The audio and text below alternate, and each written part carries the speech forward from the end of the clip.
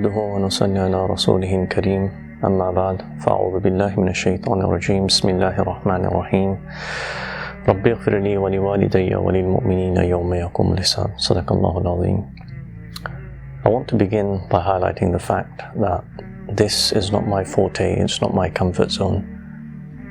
Rather, I chose to go ahead and do this video upon the request of many mashayikh and ulama who suggested that doing this in a video format may come of benefit for others. It will help with understanding and repurposing one's life, focusing on the hereafter, focusing on getting closer to the Khaliq. And for that reason I've chosen to create this short video which highlights the life of my beloved mother, Rahimah Allah, Ta'ala, who passed away on the 26th of February at 6:27 a.m. which coincided with the 16th of Sha'ban 1445. I want to begin by highlighting her early life and her habits. You'll find that she was somebody that never missed her salah, never missed her reciting of the Quran, never missed her tahajjud. You know, she was very, very regular on these actions. Whenever you tried to compete with her and, let's say, beat her one day at tahajjud, you'd always wake up to find that she had already beat you to it. There was never any winning with her in these actions. You would wake up in the morning and you'd find that she's sitting there with her mushaf just reciting. She was somebody that always focused on others first and herself last. You know, there was never a day where we could say as her children that, you know, we wasn't fed or we wasn't looked after, we wasn't well groomed. She always made sure that after Fajr she'd sit down and she'd recite some Quran, and thereafter she'd basically focus on making sure that everybody had their lunches ready and they had their breakfast already prepared.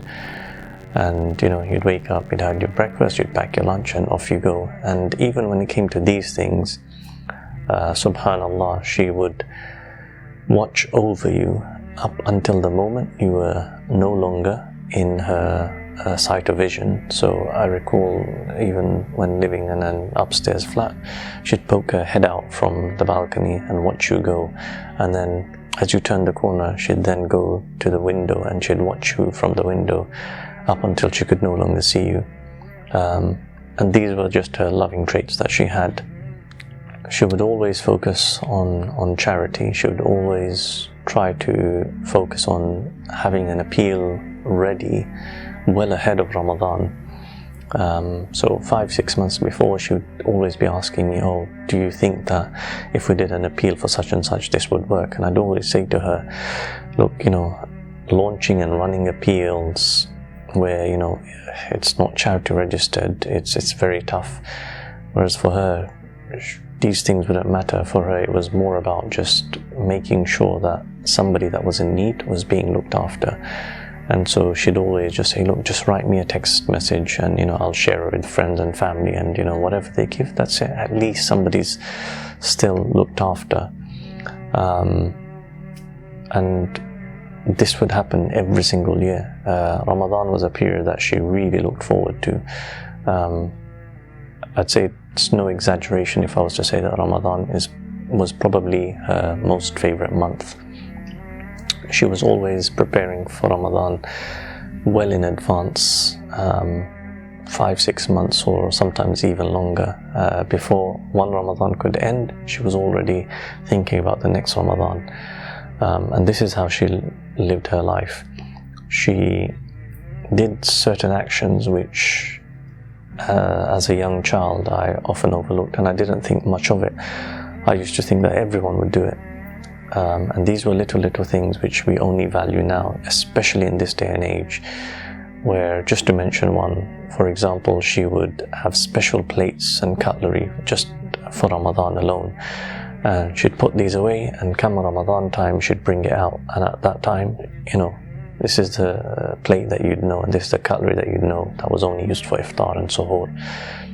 And these are things that we now value. You know, once you have children of your own, that you realize in this day and age, it's important to make our religious festivities and our religious dates something that's important to the next generation, so that they value these things. And it was only after her passing when I mentioned it to others that, you know, this is what she'd do, where others would say, oh, you know, like, we never did something like this, or we never had anything like that. It's only then when I reflected and thought, subhanallah, I would always just assume as though everyone had done it. Moving on to her last few years, she was diagnosed with a rare, incurable bone marrow cancer known as multiple myeloma, which she battled with for around the past 6-7 or so years. And even in this, subhanallah, her reaction to it was just something mind-blowing. I often sat there and reflected at the first few days and weeks of, you know, how would I have reacted had it been me when I would have been told this news. And I remember when I got the news that she was diagnosed with this, I was on my way home from work. I was on the bus, and I kept thinking to myself, you know, what do I say when I get home? How do I comfort her? What's the first thing that I should say to her? But I just couldn't come up with anything, and all these things I had thought of, come the moment when I had come in front of her, my mind went blank. My speech just would not come out of my mouth. And subhanallah, for her, she was just totally fine. She thought nothing of it. Her first few words were, you know, sit down, wash up so that you can have your dinner. And I said to her, I said, you know, forget dinner. You know, what did the hospital say? And she turned around and she said, oh, you know, well, what would they say? You know, they said it's something incurable, and it's something that's, you know, going to do this and do that to you, and it's going to affect you like this and like that. But she said, you know, look, Allah is the giver, and Allah can take something if He wishes, so why stress over it? And that was just her simple reaction to it. She wasn't disheartened or anything by it. And she carried on like this throughout the rest of her life. For the next few, you know, 6-7 years, it wasn't something that affected her mentally, where it made her faith weak, or it made her question, why is Allah doing this, or why is Allah doing that? Alhamdulillah, she was always very firm and steadfast on her religion. If we look at her final few months, even then, the cancer wasn't something that affected her per se. Her cancer was at its most control level since her diagnosis. It was at its all-time low, where it wasn't affecting her. Instead, Allah had chose to elevate her status and given her an abdominal disease. She would always look to serve ulama and the mashayikh. She would always be concerned with where we're going to take them to eat, or what food, and whether she should be preparing something. When it came to organizing many of the courses, when I would look to get food from a supplier for the course attendees, she would say to me, no, it's okay, you know, like how many people? And I'd say, you know, it's like 100 people or 150 people or 200. She'd say to me, no, it's fine, don't worry, I'll cook for them. And you know, and this is what she'd do. We'd end up just giving her plastic containers, and she'd cook the food and then pack it, and alhamdulillah, you know, these are things that she focused on how to best serve the deen. During her final few months and moments, she had actually reached a stage which, as children, we often overlook or don't see, because, you know, it's our parents and we don't think of these things. But she had reached a stage of whatever she had asked for, whatever dua that she had made, Allah had near enough instantly accepted it. It was within like a matter of seconds of whatever she had uttered, Allah accepted. Or it happened there and then that you witnessed it with your own eyes.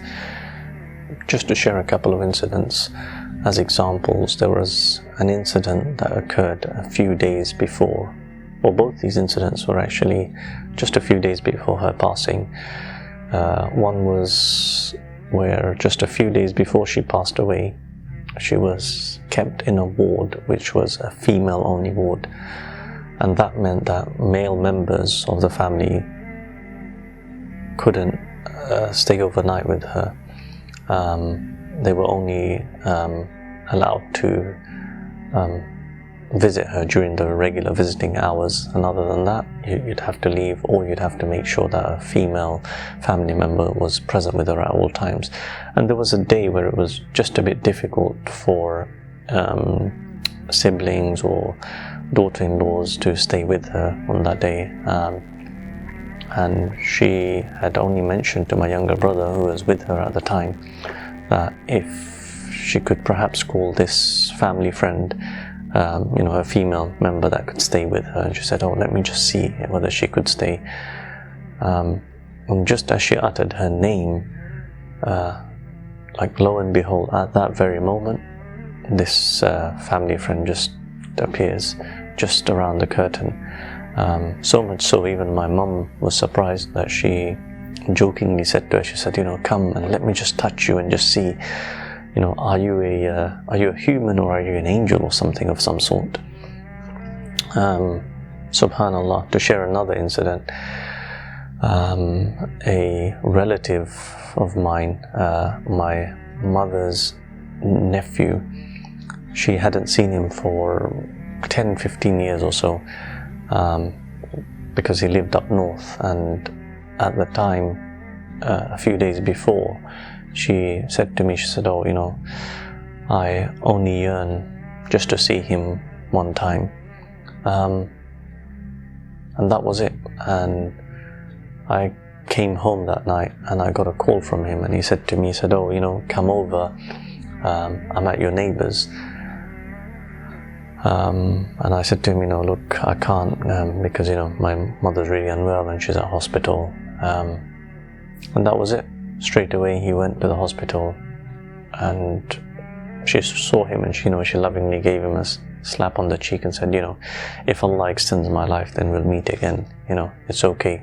Just you've got a long journey. Head on home." And even that, it was just unexplainable, where he hadn't come over because it was a holiday period or anything of the sort. He had just come over by chance. And to this day, I've even questioned him as to what was the purpose of your visit. And even he said to me, it was just because of this feeling of, I just wanted to come to London. But subhanallah, Allah planned that she got that wish of hers answered. So moving on to the night before her passing, and that very night / early morning when she passed. The night before was the 25th of February, which was a Sunday, coinciding with the 15th of Sha'ban, blessed night, subhanallah. This was a night that was what I'd sort of refer to as the absolute cleansing stage for her. She got moved to an ICU ward where patients are kept for those that basically have any sort of surgery in ICU, and they're kept there to recover. Although she hadn't had any surgery or anything of the sort, they moved her there because of being able to observe her and the care that they felt that she needed. They moved her there. They informed us that she'd now been diagnosed with acute kidney failure, with acute liver failure, along with all these other issues, and there wasn't anything that they would do to intervene. At the same time, it was too early to say whether she would be able to recover from this. For me, that very morning, so on the morning of the 25th, I just had a very strong feeling that this felt like, to me, it was her final few moments. So this was before the conversation with any of the doctors, where I just had a very strong feeling that either her body was just giving up on her, or it was just the effects of all the medication that they had given her while she was in hospital. But at that point I made my intention that I would no longer leave her side. So when I went to the hospital, I stayed with her throughout, up until the moment of her passing. Alhamdulillah. Alhamdulillah, she got to see all of her children, all of her son-in-laws, her daughter-in-laws, everyone was present. They got to see her, and then after that the plan was that only 2 of us could stay with her overnight, and Alhamdulillah, I was given the honor and my older sister was given the honor to be with her throughout that night. So throughout the night, my mother, Rahmها, Ta'ala, said a lot of things which were beyond our understanding at that time, just because these were things that she was saying that we couldn't physically see with our own eyes or, hear with our own ears. But she was at a stage where she was struggling to differentiate between the two worlds, and whenever she said something, we assumed that it was because maybe the medication really affected her. However, bear in mind that at this stage she was taken off all painkillers. She wasn't being given any more medication because of the kidney failure and the liver failure, and therefore they didn't want to aggravate it, and so they had stopped with all medication. Her sugar levels were dropping, her blood pressure, they were just struggling to get a reading, like everything was just basically giving up. There was blood coming throughout the tubes that were connected to her throughout her body. But subhanallah, during the last few hours, all of this stopped, where everything was clear. So much so that they even did a bladder scan and said, she had nothing. She was completely cleansed and free from any sort of impurities, and her body was completely afresh. Subhanallah. Even her body temperature was dropping, although she wasn't complaining of feeling cold or anything of the sort. Rather, for her, she kept saying things like she had to go, she had to leave. Here you'll see in one clip she actually references to somebody that she looks at, which we can't see, but she says to them, oh, have you come to take me? Then take me, I'm ready to go to my place.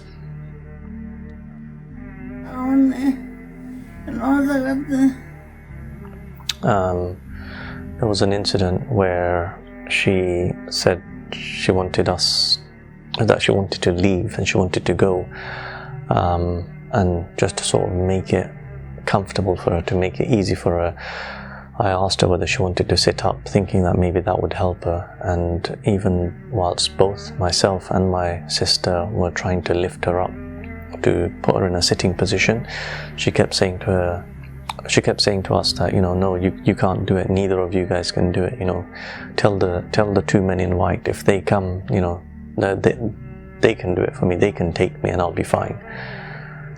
Throughout the night she had multiple experiences like this, where she was uttering a lot of things which neither myself or my sister was quite comprehending at the time, just because of the lack of sleep, being tired, not being in that right state of mind, subhanallah. But she could see things that we just couldn't. She was speaking to entities and she was referencing things that we just couldn't see. She got to a stage where we thought that was her final moment,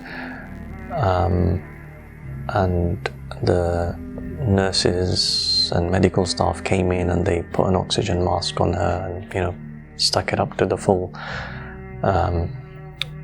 And even at that moment, she kept trying to say stuff under her mask, and I ended up trying to hold onto the mask because it kept falling down, and so I held the mask to her face, and she had this crazy level of strength. You know, she pushed me away and she just pulled the mask up, and she said, you know, tell them I don't need anything. And, you know, and this is exactly how she said it, where she said, you know, tell them I don't need anything, you know, because my Allah has given me peace, you know, He's given me serenity.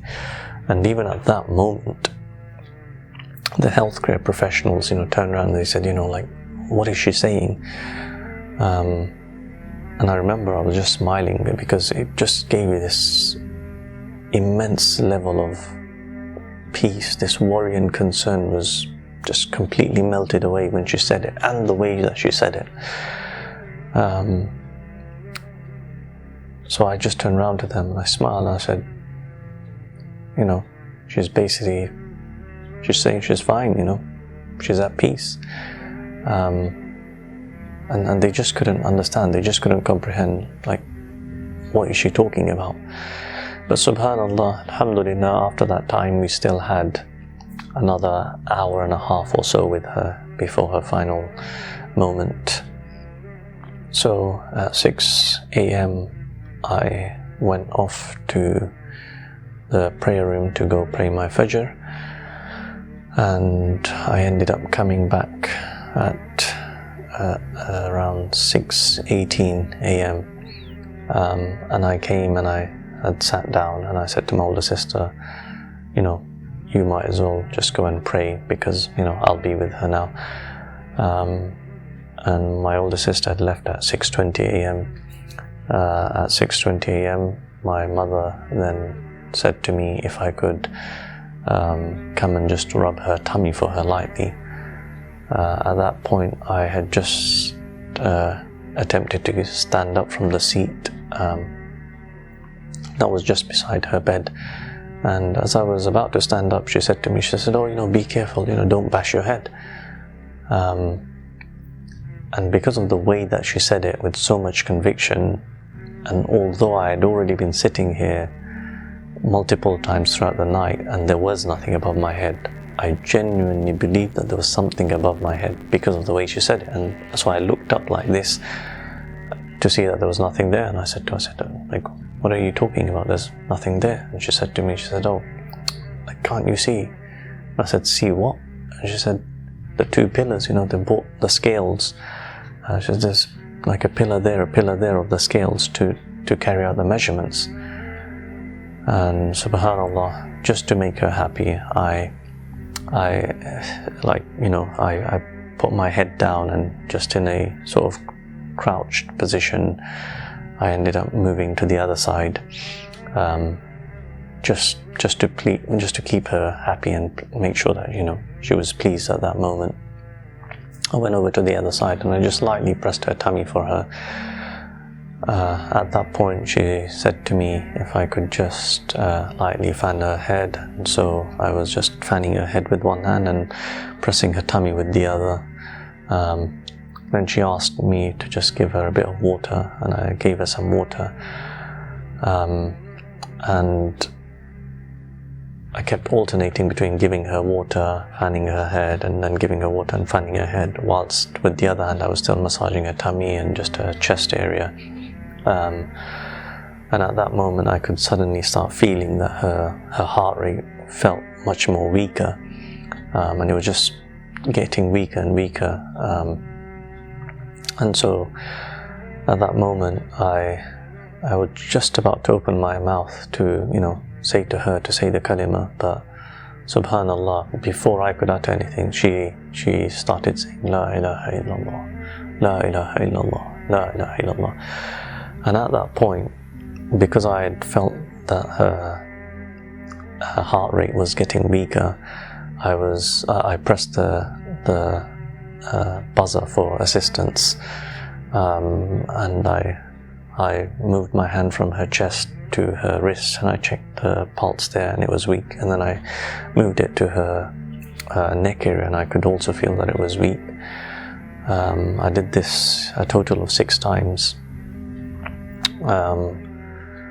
and then I went to the door. I looked to see if I could get any help from any of the nurses or doctors or anyone that was there, and unfortunately nobody was around. I came back to her side. I went again to have a quick look and I rushed back. At that point I was saying with her, La ilaha illallah, La ilaha illallah, and you know, I could constantly feel that her heart rate was just getting weaker and weaker. And she had said La ilaha illallah 3 times, you know, each one getting weaker and weaker. You could just tell that, you know, this was her moment. She was going, and eventually I could feel there was no longer a pulse there. And at that point I messaged my sister and I just said, you know, when you can, come back quickly and, you know, see if you can find any help. And it was 6:27 a.m. where she breathed her last. After that, at 6:30 a.m. I heard the doors, someone banging on the doors, and I went out and I could see it was my older sister. So I ran over to the doors, I let her in, and I said to her, you know, see if you can find anyone. And I just went back to beside my mum. And then at that point, that's when the nurses and the doctors came and they just confirmed that, you know, she had passed on. At that point, I'd say there was this natural sadness where, you know, tears rolled down my cheek, because it was that feeling and it was that reality that now kicked in, that the doors of Jannah, which lay under my mother's feet, were now closed. That this was no longer an option there, readily open for me anymore. And even on this point, I'd just like to mention something, not for the purpose of showing off or anything like that, because my mother is no longer around and therefore I'm unable to do this act, but solely just so that perhaps others can implement it. But whenever my mother was in hospital, because her legs would be elevated, I'd always use that opportunity to kiss her feet, and I'd advise others as well. If you have the opportunity, just go along and do it, because that's where your Jannah lies. Alhamdulillah, I was absolutely content with how she went, especially after that moment of where, you know, she raised her index finger and, you know, so firmly said, you know, that she doesn't need anything, that her Allah has given her peace. After that moment, throughout the rest of the night, that hour and a half or so that we got with her, you know, I was absolutely content inside. I was fine for her to now go off and meet her Maker, because at that time, you know that this person is somebody that's loved by Allah, that, you know, this is somebody that's now calling out to meet Allah. Whereas for us, we're afraid of death. We don't want to die. Whereas this is an individual, this is a servant of Allah that's yearning to go meet their Maker. And so alhamdulillah, I was content, I was happy with especially with the way that she went, the fact that she was able to say the kalimah not once but thrice. You know, like, I make dua that Allah Ta'ala enable us to be able to say the kalimah even at least once during our final breath.